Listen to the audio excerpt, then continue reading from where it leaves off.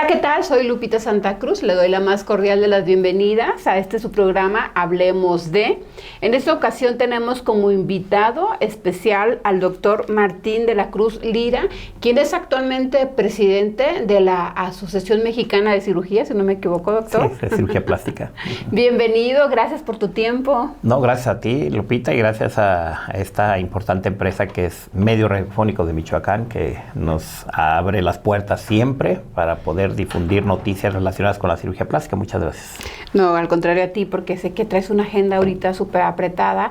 Y esta entrevista, doctor, es una entrevista de perfil. Empezamos de manera inicial preguntándote, ¿quién es Martín de la Cruz Lira? ¿Dónde naciste? ¿Cuál fue tu formación?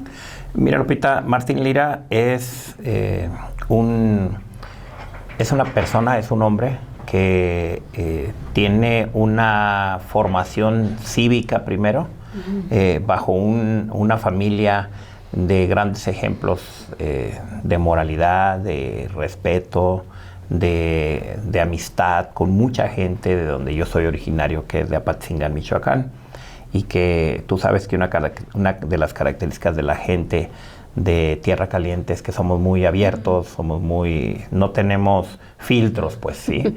Entonces, pues, soy originario de Apatzingán, Michoacán, y mi familia, toda la familia, a excepción de mis hijos, mi esposa, pero todos mis hermanos, mis antecesores, tíos, abuelos, todos están en la Tierra Caliente, o sea que allá viven. Y sigo teniendo pues mucha comunicación y relación con la gente que vive en Tierra Caliente, ¿verdad? No nada más por lo que hago, sino por toda la familia y mis amigos que tengo allá. ¿Dónde estudiaste? Bueno, yo estudié desde la primaria, pues la estudié allá en Apatzingán, en la Escuela General Lázaro Cárdenas, en la colonia Las Palmas, y la secundaria en la ETI, que seguramente pues, mucha gente que está escuchando tiene hijos ahí en la ETI, ahí estudié. Posteriormente en la prepa Adolfo Chávez, y después me vine a iniciar un proyecto de vida que era un sueño, el hacer una carrera de medicina. No traía ningún parámetro, no había médicos en la familia. Yo fui el primer médico, ahorita ya somos varios, entre sobrinos, etcétera. Pero fui el primer, yo traía un proyecto de vida, un sueño, que en ese momento yo no sabía que si era un proyecto de vida, yo sabía que era un sueño, que quería ser médico por diferentes situaciones que yo admiraba a los médicos que yo conocí en ese momento. En aquel tiempo el doctor Izquierdo, que yo lo conocí de niño porque pues fue el médico que atendió el parto de mi señora madre cuando yo nací. Entonces, muchos médicos amigos de Apatzingán, grandes, que yo los admiraba, y de ahí salió el proyecto o el sueño de vida. Me vine a estudiar y posteriormente, yo soy nicolaita, aquí estudié en nuestra Facultad de Medicina Dr. Ignacio Chávez, hice mi internado en Uruapan, el Hospital Jesús Silva, y el servicio en Cuandureo por parte del IMSS. Ya después me puse a trabajar y posteriormente me fui a hacer la especialidad a Guadalajara, cirugía general primero y después cirugía plástica a la Ciudad de México, salí como egresado de la UNAM. ¿De dónde te surge el amor, la vocación por la cirugía plástica? ¿En qué momento dices, como que esto es lo que me gustaría dedicarme? Fíjate que te decía, Lupita, que mi sueño de vida era ser médico, pero ya una vez que terminé, cuando terminé, yo no tenía la idea de ser cirujano plástico.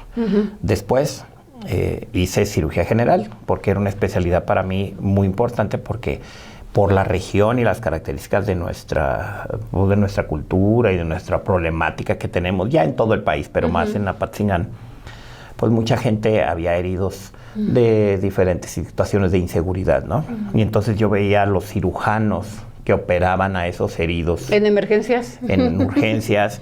Yo escuchaba y le salvó la vida el doctor fulano de tal, que es un gran cirujano. Entonces como que eso te va formando una idea de poder ayudar a la gente, y ya no nada más como médico general, sino como cirujano general.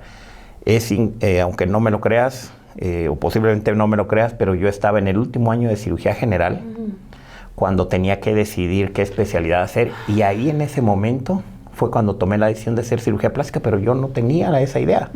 O sea, Eso surgió porque ya en cirugía general ya operábamos pacientes accidentados con enfermedades que estaban graves y también pacientes balaceados, que por qué no decirlo, que llegaban en la ciudad de Guadalajara también heridos de bala.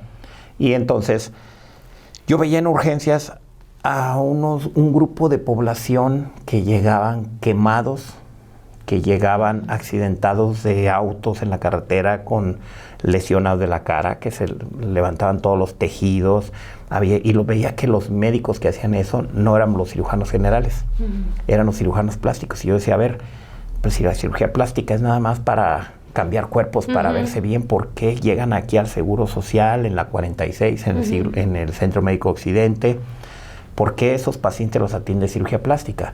Obviamente me adentré en la especialidad y vi lo bonito que tiene esta especialidad, esas dos vertientes que mucha gente no conoce y que de repente se dejan llevar nada más por la cuestión estética, pero nosotros fuimos formados ya cuando hice el examen de la especialidad para entrar a cirugía plástica. Es otro examen con otra selección que puedes no salir seleccionado.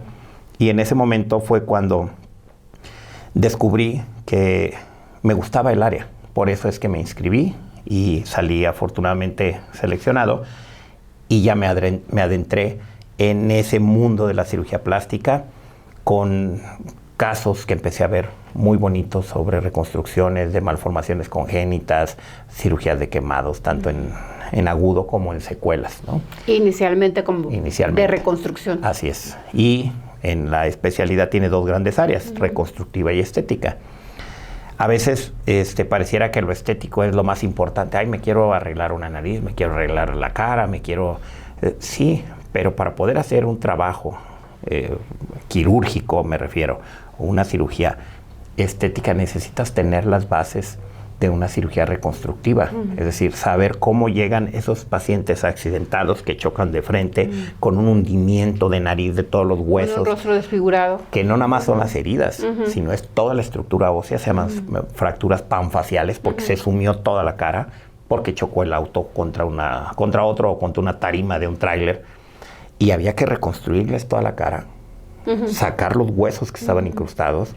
Entonces, si logras hacer eso, imagínate que para ti qué dificultad puede representar hacer una cirugía de una nariz que nada más la quiere levantar. Si le sacas los huesos nasales de adentro prácticamente del cráneo para reestructurar esa estructura ósea, pues lo estético viene a ser complementario de lo reconstructivo. Al revés, no podría ser.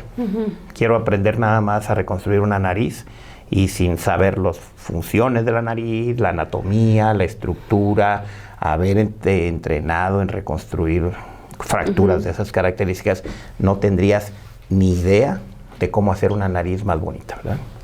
Entonces, ¿te fuiste por cirugía reconstructiva? Sí. Ok. Y al final, en el último año, haces rotaciones a diferentes centros hospitalarios donde se hacen cirugías estéticas únicamente. Y cuando llegas y dices, a ver, tengo que reconstruir unos párpados de alguien que ya tiene 80 años y que 70 años, que se quiere quitar la laxitud de los párpados, o más joven, pero que las bolsitas de grasa le molestan, dices tú, pues, ¿esto es todo? Pues como que yo venía pensando en que la cirugía estética, cuando ya te vas en ese último año, yo venía pensando que son 4 años de cirugía plástica, 2 años de cirugía general actualmente, 4 de plástica. Y en el último año de plástica dices, pues yo venía pensando como que esto era técnicamente más difícil. O sea, vas, como dicen ahora en los trabajos, estás sobrecalificado. Llegas a cirugía estética sobrecalificado de procesos que has hecho. De reconstrucción. Con más dificultad. Y que obviamente quien dice y pregona que, bueno, es que son cirujanos reconstructivos, los estéticos hacemos nada más esto, no saben lo que están diciendo. Porque te comento algo, bueno, ya te lo decía, para poder hacer cirugía estética hay que tener todos los fundamentos de cirugía reconstructiva. Y si en cirugía reconstructiva puedes volver a hacerle los labios, el paladar a un niño de malformaciones congénitas, obviamente la cirugía estética es un complemento de eso. Nadie entramos a operar un labio y paladar hendido de un niño que tiene su defecto congénito pensando en que no se le va a ver bonito. No, es decir, se lo voy a hacer reconstructivo, pero no se lo voy a hacer estético. O sea, le voy a hacer reconstructivo. Y que quede bien. Y que quede estéticamente bien el dibujo del labio perfectamente bien definido. Por supuesto. Y ahí es donde entra lo estético junto con lo reconstructivo. Por eso la especialidad está junta. Digo, la especialidad no la hicimos en México. Está a nivel mundial. Y esas dos áreas de la especialidad tienen ya más de 70 años que nuestra especialidad existe en el mundo. En ambos casos, doctor, en mi opinión, ustedes como doctores, ya sea de reconstrucción o estético, cambian vidas. Claro, claro. Sí, porque fíjate, ahora que lo mencionas, hay gente que, por ejemplo, pues no tiene ningún accidente, no tiene ningún defecto congénito, pero sencillamente toda la vida su acúmulo de grasa en cierta área del cuerpo o su falta de crecimiento mamario en cierta etapa de la vida que no hubo ese crecimiento, le puede traer trastornos sociales, de seguridad interna, de integración a su núcleo de amistades. Entonces una niña que no tiene proyección de mamas y que tiene 16, 17 años y sus amigas sí, para ella le crea un conflicto social de entorno, y entonces el cambiarle esa proyección y hacerlo más, más acorde a su armonía, le devuelve la integridad, la seguridad, el entorno social, el entorno familiar, cambia vidas. Sí, por supuesto. He visto yo, sobre todo, por ejemplo, también en el rostro, ¿no? Personas que dicen, nunca en mi vida me gustó mi nariz, y el día que se someten a alguna cirugía, les cambia, o sea, adoptan hasta otra personalidad, como dices tú, con confianza, más extrovertidos. Eso es la magia, ¿no? De la medicina, a final de cuentas, de las cirugías. Claro, hace días tuve una paciente que fue con su mamá, la mamá no quiere que se opere, ya es mayor de edad, pero le dice en la consulta, ella se quiere reducir el busto, esa es otra situación. Estábamos hablando de que la mayoría quiere aumentarse, pero también la gente que le creció de más. Esa muchachita, 19 años, dice, mamá, es que yo tengo 5 años, fíjate bien, le dice delante de mí cosas que no habían hablado en familia. Entonces el psicólogo, el cirujano plástico, también le tiene que entrar a la psicología. Por supuesto. Mamá, es que desde hace 5 años a mí me ha preocupado mi busto. Me siento insegura, me siento que incómoda, y por eso me quiero operar, mamá. Dice, pero ¿y por qué no me lo habías dicho? Le dice a mamá antes. Mamá, porque pues no habíamos tenido la oportunidad de tocar el tema, y entonces la vamos a operar y se va a reintegrar a ese círculo de amistades que a lo mejor ella, estoy seguro que no la están discriminando, pero ella sola. Pero ella se siente excluida porque se siente incómoda. Sí, entiendo. Te me adelantaste en este tema. Ustedes como doctores recomiendan que a la par de que se sometan a alguna cirugía estética, acudan también con algún tratamiento de acompañamiento psicológico, por ejemplo. Sí, desde luego. Trabajamos como equipo multidisciplinario. Ahorita en la actualidad la medicina ya es, Lupita, diferente a hace 30 años, 20 años. En donde el médico trabajaba solo, hacían las largas filas de consulta. En Apatzingán, el doctor que le decían de la fuerza, ¿te acuerdas?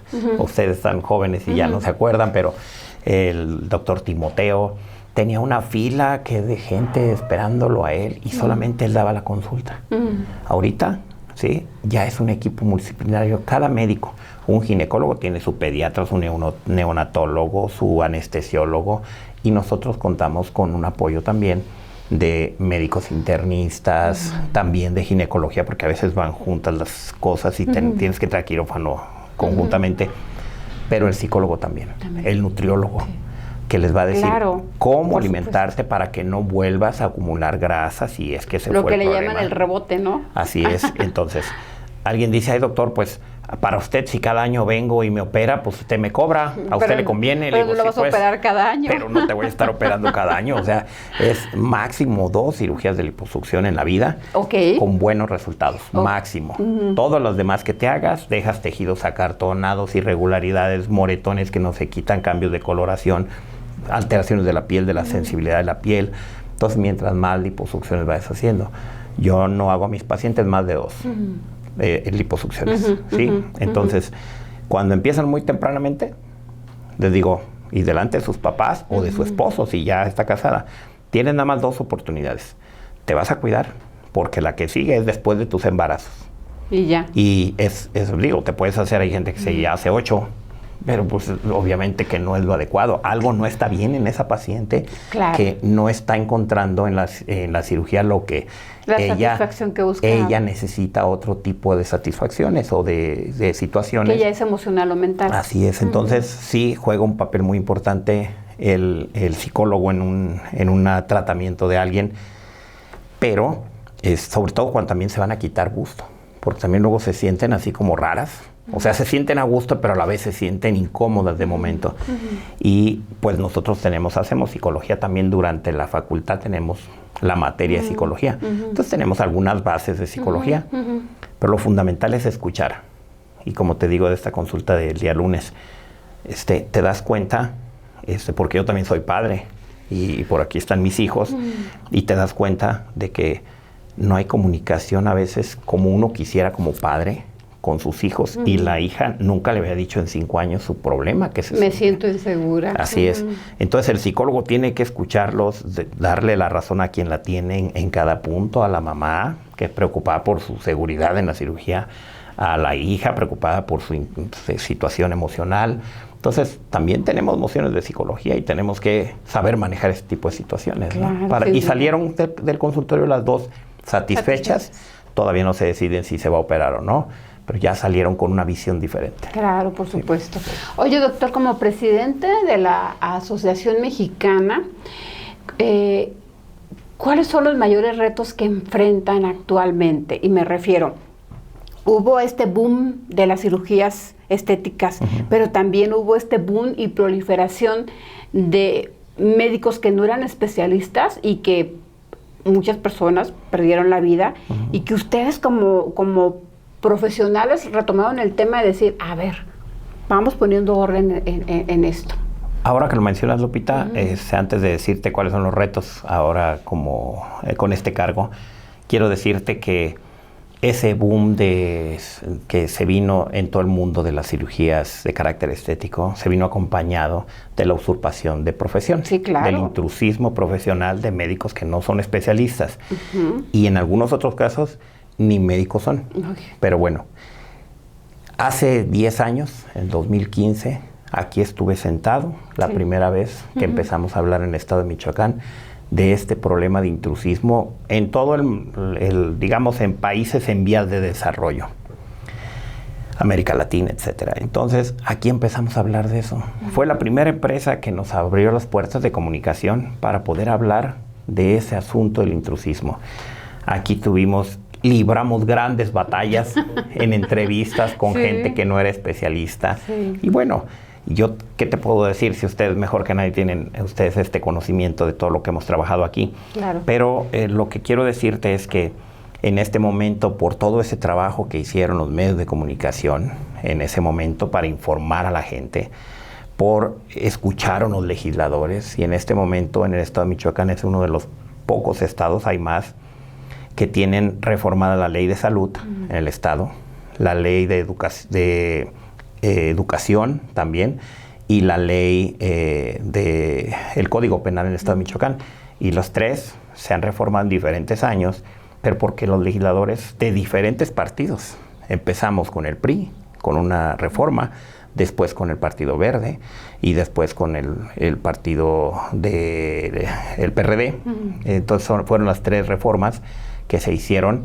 Esto no es de partidos, Lupita. Claro. Esto es de que los legisladores tienen la sensibilidad y dicen, a ver, está pasando esto, claro, vamos a tener ese cuidado para que la gente esté bien informada. Y mi principal reto ahorita, como presidente de la asociación, es, número 1, la asociación tiene como misión el organizar congresos para tener una educación médica continua. Así como ya no trabaja el médico solito o el cirujano solito como hace años o hace décadas, ahorita en la actualidad ya no es suficiente, como en todo, saber lo que hasta hoy aprendí. Mañana sale una cosa diferente, pasado mañana otra. Entonces la educación médica continua en nuestro país en el tema de cirugía plástica, estética y reconstructiva. La organiza y la lleva a cabo para los 2,100 cirujanos plásticos que estamos en el país. Certificados. En la asociación tenemos 1,750 cirujanos plásticos. hay como 400 que no pertenecen a la asociación, que ellos deciden, no es obligación pertenecer a la asociación, ellos deciden ejercer por su cuenta y no pertenecer a una asociación. Pero están certificados. Pero 1,750, más del 70%, más del 80%, están en nuestra asociación y esa es la asociación que represento. Entonces hacemos congresos en los estados, a nivel nacional, donde les traemos como asociación a cirujanos plásticos de otras partes del mundo, a ciudades grandes, medianas, a veces no tan chicas porque no hay la infraestructura en algunas ciudades, pero es como organizar una fiesta. Y no me refiero porque sea fiesta el congreso, pero cuando organizas una fiesta o un evento masivo, que contratas un artista, hay que ver en qué se va a venir el artista, qué quiere, el traslado, el hospedaje, ocupa X. Así tenemos que hacerlo en la asociación con cada profesor. Y te puedo mencionar que en los últimos años hemos tenido congresos, el de Vallarta, el reciente, 1,700, somos 1,750 y tuvimos 1,700 cirujanos plásticos metidos en un salón del centro de convenciones, 37 profesores internacionales, traer a 37 artistas, no es como traer un artista nada más. Acá 37. Tenemos que traer a 37 internacionales y también hay profesores nacionales muy buenos, tuvimos más de 70 profesores nacionales que también pues tiene necesidad, yo necesito llegar tal día. Imagínate un evento donde hay más de 100 profesores, organizarlo, en qué temas, cada profesor tiene un tema diferente que domina. Entonces el asistente a ese congreso lo que hace es paga su congreso, no tiene que viajar al extranjero y se le traen a los profesores internacionales. A los mejores del mundo. Que en este momento están haciendo algo novedoso para la cirugía plástica a nivel mundial. A lo mejor un trasplante de cara de origen cadavérico, de donador cadavérico, cosas así se traen y se les explica y tienen la oportunidad de desayunar con ellos en el hotel, en situaciones no nada más de verlo en el estrado o en el podio, sino es convivir con él para que le pase los tips. Y esa es la educación médica continua y la enseñanza, la academia que la asociación organiza. Pero, además, defendemos la especialidad, porque ese es el otro rubro que no se hacía hace años. Por eso este programa fue creciendo hasta que en el 2015 dijimos, basta. Vamos a entrarle. Sí. Y empezamos a trabajar en eso con muy buenos resultados a nivel nacional. Sí, ha sido uno de los que hemos visto de manera constante defendiendo el tema, como lo dices, tanto en el Congreso del Estado como en el Congreso de la Unión, porque sí era necesario, ya era un riesgo y uno como persona o ciudadano común no sabías identificar o diferenciar entre un médico certificado y uno que era patito, ¿no? Que ha sido la lucha que has venido emprendiendo, doctor, a nivel nacional. Sí, en este momento, pues desde luego hay cirujanos o médicos que siguen operando al margen de la ley, pero las condiciones jurídicas, legislativas, el marco legal ya está. Si alguien se complica y fue operado por un médico que no es especialista en esa área, las leyes no son tú mejor que nadie lo sabe, Chucho Marcha lo sabe, las leyes no son específicas, no se dice para cirugía plástica se reformó una ley, no, es para las especialidades médicas. En este momento, si alguien te hace una cirugía de otra especialidad para lo que no fue entrenado, te complicas y viene una demanda, la pierde el médico. Pero también ya tiene responsabilidades los hospitales. Eso también no estaba. Lo modificamos aquí en el estado de Michoacán y en el país también. Entonces, ¿qué pasa? Que tú demandas al traumatólogo que te atendió a una mujer de una cesárea y tendrá que justificar que no era una urgencia. Digo, si estás en una urgencia, en un pueblo, en una ciudad pequeña donde no hay ginecólogo. No hay nadie más. Antes primero fuimos cirujanos, médicos generales. Y si el traumatólogo ve que está perdiendo la vida a alguien, tiene que entrarle aunque no sea de su especialidad. Pero cuando dices, a ver, un otorrino va a hacer una liposucción, te dices, pues como que ¿por qué? No está entrenado para eso. Los cursitos estos en línea de maestrías en cirugía estética, eso no son profesionalizantes.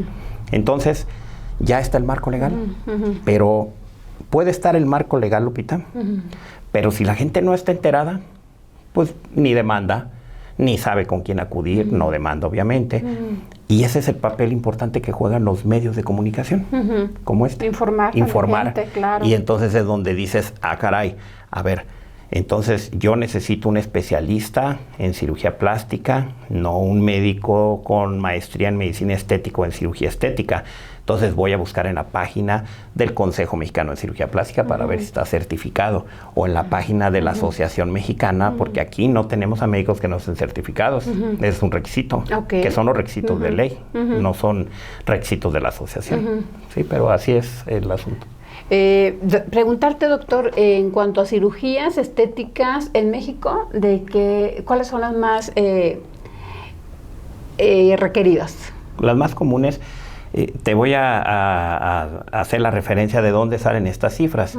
Las cifras de unas estadísticas se hacen a nivel mundial. Entonces, todos los cirujanos plásticos, o los que podemos contestar esas encuestas, no todos, pero se hacen encuestas a nivel mundial y luego sacan los datos. Se tardan meses en sacar estas encuestas y todo. Entonces, a veces estamos desfasados un año. Por ejemplo, ahorita todavía no salen las del 2024. 23 están entonces. Están las vigentes, son las estadísticas. Y salen por país, salen por regiones del mundo. No salen por estado, pero sí por país. Y en nuestro país, las cirugías más frecuentes, las 5 cirugías más frecuentes en este momento son las liposucciones, los implantes de mama, las abdominoplastías, las rinoplastías, ¿sí? Y las cirugías de blefaroplastia. Esas 5 cirugías son las más comunes en nuestro país. Y ya se las hacen también los hombres, no nada más las mujeres. Sí. Porque hay gente que dice, es que eso es para las mujeres. No.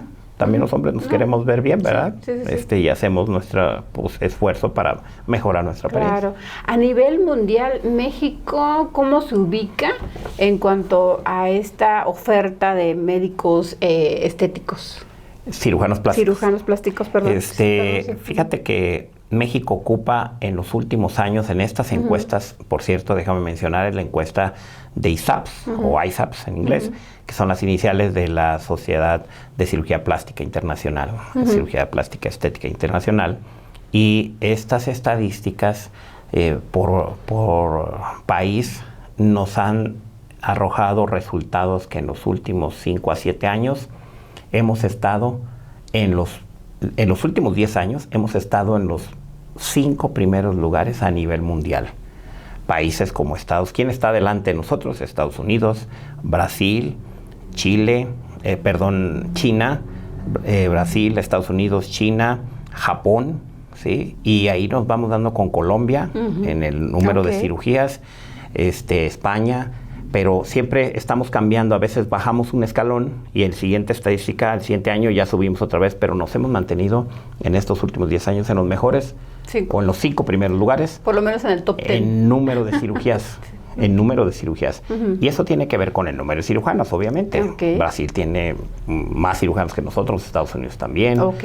Turquía ahorita está subiendo, en ese escalafón está subiendo porque es muy famoso el turismo médico en Turquía.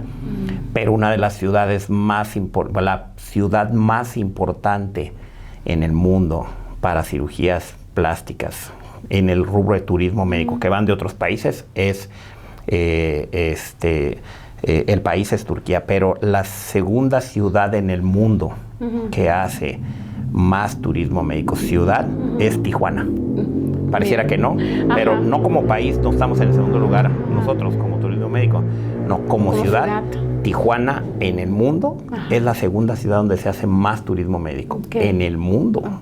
Imagínate la cantidad de cirugías que se hacen al día. No hay una estadística para saber por ciudad cuántas se hacen al día en Tijuana. No la tenemos ni nosotros, ni los bariatras, porque estamos hablando de cirugía bariátrica también, ni los dentistas o los odontólogos. Pero sí es la segunda ciudad más importante del mundo. Me imagino, pues además por su ubicación, ¿no? Entre Estados Unidos, la frontera de Estados Unidos. Oye, doctor, ya casi para terminar esta entrevista, ya se nos fue la media hora casi. En cuanto a decesos, en México, ¿cómo andamos por personas que se someten a alguna cirugía? Sí, fíjate que en los últimos años también, resultado número 1 del intrusismo, que es gente que no está preparada para hacer estas cirugías. Que se operan con uno que no era especialista. Se están teniendo accidentes fatales en los quirófanos. Desde luego que era de esperarse si estaba aumentando el número de cirujanos no especialistas, iba a empezar a aumentar el número de funciones por este tipo de cirujanos o de médicos que no son especialistas o no son cirujanos plásticos. Entonces está aumentando. Cuando sucede un accidente en una cirugía estética en nuestro país, esa es otra función que hacemos en la asociación. Somos un órgano colegiado en coordinación con otras sociedades, por ejemplo, anestesiología, cardiología. Nos relacionamos muy bien con las instituciones, con CONAMED, ya no se diga los Congreso de la Unión, senadores, Cámara de Senadores, diputados, pero específicamente con otras asociaciones. Cuando sucede un accidente en un quirófano, sea de quien sea, ¿sí? Aquí como en la política no hay colores, no hay partidos, sea de quien sea, se solicita información, ¿sí? Del hospital, del médico, de quien haya sido, quien pueda colaborar, aunque no nos llegue un requerimiento de un juez. De todas maneras, a nosotros como asociación tenemos un comité de seguridad que es parte de nuestra asociación y la integramos. Yo estoy en ese comité de seguridad, la integramos un grupo de 12 médicos, ¿sí? Que analizamos esos casos. Como de oficio. Como de oficio, aunque no se bueno, siempre se persigue una defunción por oficio, por oficio, pero nosotros no es de carácter punitivo, decir tal tuvo la culpa, no. Queremos sacar la verdad, qué le pasó, porque eso nos ayuda a prevenir futuras complicaciones en manos también de un especialista en cirugía plástica. Y entonces hay 3 casos o 3 cosas que afectan una cirugía. Número 1, que obviamente la paciente se atienda con un médico que no es un especialista. Claro. Número 2, que se atiende en un hospital que no está certificado. La cliniquita que está, sin menospreciar a las clínicas, pero hay niveles de atención médica. ¿Sí? Sí, claro. Primaria, secundaria, de segundo grado de atención, tercero como los hospitales más grandes. Entonces las clínicas muy lejanas o dentro de la ciudad, pero que no tienen nombre afuera, que están chiquitas, ese tipo de clínicas no tienen la infraestructura para atender una urgencia. Y a la hora que se complica algo, pues por eso te pierdes la vida. Entonces, número 1, ¿con qué especialista se atendió? Número 2, ¿en qué clínica fue? Y número 3, ¿qué tipo de cirugías le hicieron? Y ya hablando específicamente de cirugía plástica, hay 3 cosas que hemos encontrado. Pacientes que se bajaron de un vuelo y antes de 72 horas, antes de 48 horas, se operaron. Eso afecta muchísimo en que aumentan los riesgos por la presión arterial, la presión atmosférica, y obviamente los signos cambian, la situación intracelular en un organismo cambia. Número 1. Número 2, pacientes que no estaban bien estudiadas, es decir, la paciente nada más le hicieron exámenes de sangre, de orina y la metieron en el quirófano. Todos los demás estudios. Y no la revisó un cardiólogo o un internista, no le hizo una valoración de riesgo quirúrgico, etcétera. Ese es el segundo punto. Y el tercero, que sí hay pacientes que usan drogas o que están tomando medicamentos y no lo declaran. Y no lo dicen. O sea, no lo dicen al momento de la cirugía y la anestesióloga le dice, ¿usas una droga? No. Y ella delante o él delante de la mamá dice, no. Pero resulta que si usa una droga y con algunos medicamentos sí hay un sinergismo, se potencializa la droga o se potencializa el efecto del medicamento, y también eso es. Entonces, no hay que bajarse de un vuelo antes de 48 horas, no operarte si te bajaste de un vuelo, que te estudien completamente bien con una valoración. No se salten los estudios. Así es. Y no usar drogas, y si las usas, pues hay que decir que cuándo fue la última vez, qué tipo de droga, para que tu anestesiólogo pueda ayudarte a que no sea un problema que te ponga en peligro tu salud y que pierdas la vida. ¿Y tenemos estadísticas rápidamente, doctor? De defunciones. Fíjate que no tenemos estadísticas como tal, completas. Nos damos cuenta de casos porque salen en las noticias, pero ahí es donde nosotros empezamos a pedir los informes, los expedientes, y pues tampoco hay gente que no quiere colaborar. Hay hospitales que tampoco quieren colaborar porque dicen, no, a mí hasta que me lo pida un juez. Entonces, por eso hay mucho subregistro, pero definitivamente sí está aumentando las defunciones y pues es importante que acuden con especialistas certificados en cirugía plástica. ¿Dónde pueden checar que sí sea un doctor de verdad? Un especialista. En la página de la Asociación Mexicana de Cirugía Plástica, en los buscadores, buscas, valga redundancias, Asociación Mexicana de Cirugía Plástica y te sale el link, le das, lo buscas por estado, por apellido, como quieras. Y en el Consejo Mexicano de Cirugía Plástica, que también tiene su propia página, su sitio web, y ahí puedes buscar al cirujano que te recomendaron. Si no está en la página, en ninguna de esas dos páginas, salte el consultorio, paga tu consulta y no vuelvas a ver a ese médico. Pues porque está en peligro tu vida. Oye, doctor, pues te agradezco muchísimo, se nos fue el tiempo como agua.